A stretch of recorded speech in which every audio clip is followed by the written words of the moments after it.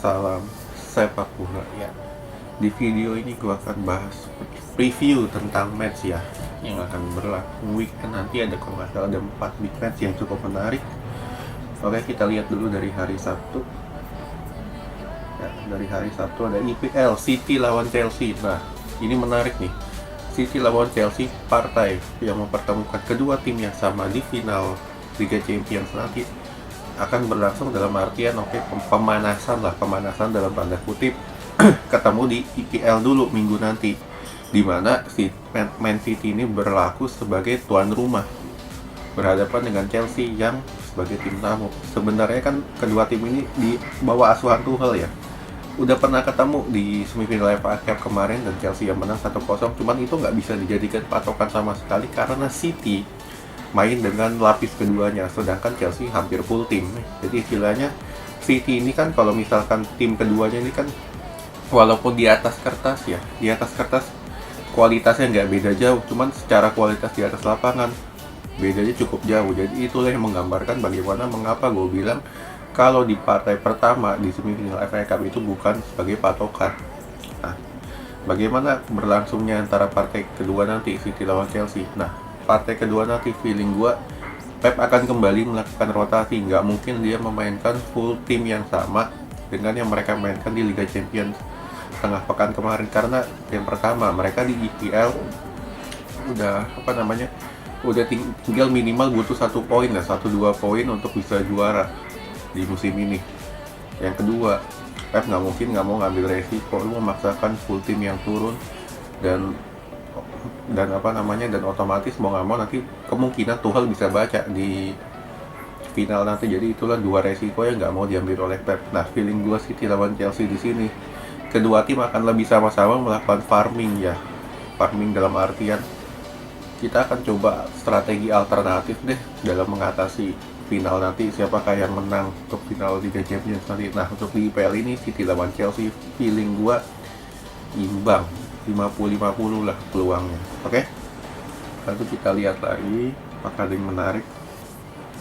Dari La Liga ada Barcelona Atletico. Nah, ini juga menarik dalam artian pucuk pimpinan klasmen hanya dipisahkan kalau nggak salah 2 poin deh. Atletico sama Barca sama Madrid beda 1 poin ya, atau sama lah, gue lupa dikit, masalah beda 2 poin deh. Nah, Barcelona Atletico ini akan menyajikan pertarungan yang cukup menarik, di mana Barcelona ini sangat butuh kemenangan, terutama lawan Atletico. Nah, lawan Atletico ini kan bukan lawan yang mudah, dalam artian nggak bisa gue bantai dalam 5-0, 6-0 kan. Atletico ini punya pertahanan Grendel, apalagi mereka punya aktor Suarez yang sekarang memperkuat Atletico. Walaupun Suarez ini bukan Suarez yang kita kenal 3-4 tahun sebelumnya, cuman istilahnya tetap aja ketika dia megang bola akan sangat berbahaya, terutama berhadapan dengan back-back Barcelona yang masih hijau kayak Mingueza, lalu ada siapa satu lagi tuh Junior Firpo. Nah, kayak gitulah, masih cukup hijau dalam artian levelnya masih belum bisa untuk menjaga Suarez. Nah, di sini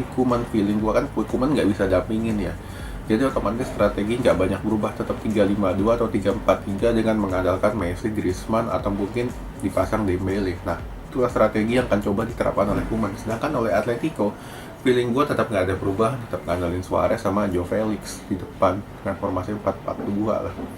Sama sekali nggak ada perubahan untuk Atletico, ya mainnya feeling gue gitu-gitu aja.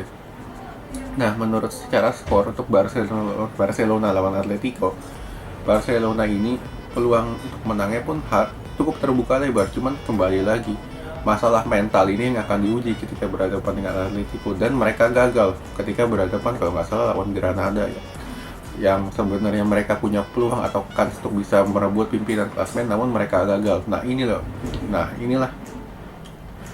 tantangan kedua dari Barcelona, terutama para pemain mudanya. Gue nggak ngomong Messi, gue nggak ngomong Pique, karena itu kan udah kawakan ya. Dan sekarang diuji adalah para pemain mudanya, apakah mereka bisa untuk mengatasi Atletico sekaligus merebut pimpinan klasmen ya. Feeling gue harusnya bisa, cuman di atas lapangan gue never know kan. Oke. Lalu dari Serie A Sabtu nggak ada yang menarik, Inter udah pasti juara. Hari Minggunya nggak ada. Liverpool Southampton juga ini sebenarnya Harusnya Liverpool bisa menang, cuman kembali lagi Liverpool ini kan up and down, kadang bagus, kadang jelek, apalagi main di kandang. Main di kandang ini performanya musim ini ya gak sebagus ketika mereka bermain di away, dalam artian ya mungkin gua nggak tahu ini mungkin masalah beban atau apa, ketika bermain di kandang harusnya kan gak ada masalah, cuman inilah yang sedang dialami Liverpool musim ini. Sering banget mereka kesulitan untuk bisa cetak gol. Nah, lawan Southampton ini kan tim yang sebenarnya dalam strategi ini cukup bagus, cuman kan kualitasnya biasa aja. Jadi inilah yang harus coba dimanfaatkan oleh Liverpool, karena dari secara strategi dan individu Liverpool sangat jauh unggul. Oke. Lalu Aston Villa lawan MU. Nah, Aston Villa ini gue nggak tahu si Grealish udah bisa main atau belum ketemu MU. MU ini cukup bagus juga, cukup bagus dalam artian ya ketika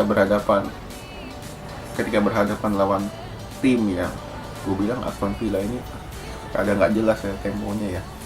Kadang mereka bermain bertahan, kadang main keluar, kadang bermain kasar ya, istilah kick and rush Inggris lah. Ketemu MU kemarin Bruno main cukup bagus, apalagi Cavani ini 5-6 match terakhir lagi on fire. Duet sama Bruno-nya ini cukup jalan. Nah, justru inilah yang akan coba diterapkan oleh Ole ketika berhadapan dengan Aston Villa. Karena MU ini sangat butuh 3 poin, dalam artian mereka ini udah gak mungkin juara, cuman istilahnya lebih mengamankan posisi kedua dari kejaran klub kayak misalkan ada Leicester sama Chelsea. Nah, ini 3 poin inilah yang harus diambil oleh Ole ketika berhadapan dengan Aston Villa, karena secara lawan tim ini bukan lawan yang berat. Oke? Lalu kita lihat match selanjutnya. Satu, nggak ada yang menarik lagi. Kita coba lihat Senin pagi ya. Senin pagi tanggal 10 ada ya Arsenal WBA. Arsenal kalah, bubarin aja jadi ormas itu. Nah, Madrid Sevilla. Nah, ini juga menarik. Sevilla setelah kalah resmi keluar dari perebutan gelar, karena secara matematis poin mereka udah nggak bisa untuk minimal menyamai poin Atletico lah, kalau nggak salah bedanya udah cukup jauh sekarang. Nah, lawan Madrid ini juga sama, setelah tersingkir dari Liga Champions, fokus mereka sekarang cuma La Liga mereka cuma selisih kalau nggak salah 1-2 poin dengan pimpinan klasmen. Ketemu Sevilla, main di kandang pula. Sevilla ini tim yang bermain taktis. Mereka ini nggak begitu bisa untuk nggak bagus dalam bermain indah, tapi istilahnya mereka dapat celah, mereka bisa cetak gol melalui set piece, melalui serangan balik, melalui crossing, apalagi mereka punya Luke De Jong kan. Nah, masalahnya Madrid ada di mana ya? Masalah Madrid kembali sama. Sekarang orang pada bilang kembalinya Ramos ini katanya bagus, bla bla bla segala macam. Cuma kan Ramos ini udah 60 plus kan. Udah 60 plus dalam artian udah tua lah. Ketemu pemain muda. Nah, pemain muda otomatis pergerakannya udah kasih lincah dulu Ramos. Jadi inilah salah satu kelemahan Madrid saat ini. Ya, bagi gue feeling gue di sini akan lebih bagus kalau misalkan lu lebih pilih mainin Eder Militao dengan Nacho, karena dua pemain ini lebih muda. Sedangkan untuk lini depan ya mungkin Vinicius dengan Rodrigo, karena Asensio sama Hazard beberapa kali out of perform, ya feeling gue harusnya mereka dicadangin dulu. Ya, Madrid ketemu Sevilla, harusnya Madrid bisa menang walaupun skornya nggak terlalu gede. Oke? Lalu yang terakhir Juventus Milan.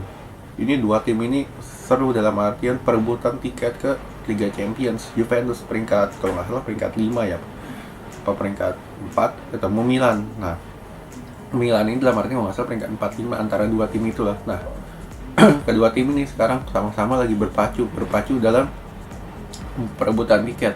Kalau nggak salah poinnya sama, di Juventus butuh kemenangan, Milan juga butuh kemenangan. Mereka nggak butuh hasil imbang, karena hasil imbang buat apa?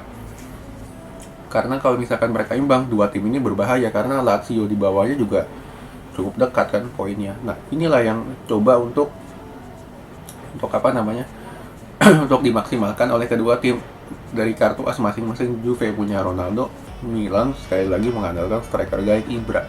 Nah, disinilah yang akan gue coba lihat. Ya, feeling gue harusnya Milan nggak ada banyak perubahan, tetap main 4-2-3-1, lalu Juve tetap sama main 4-4-2.